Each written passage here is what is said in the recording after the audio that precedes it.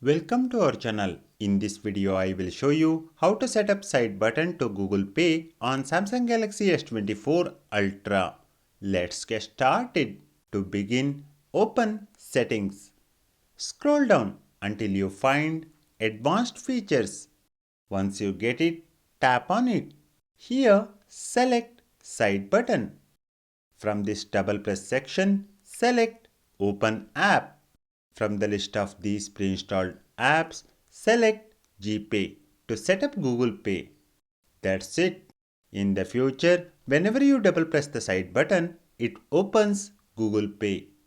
If you double press on the lock screen, you need to enter your lock screen password. This way, you can easily use GPAY on Samsung Galaxy S24 Ultra. Thank you for watching this video. Please hit the like button and subscribe to the channel if you find it informative.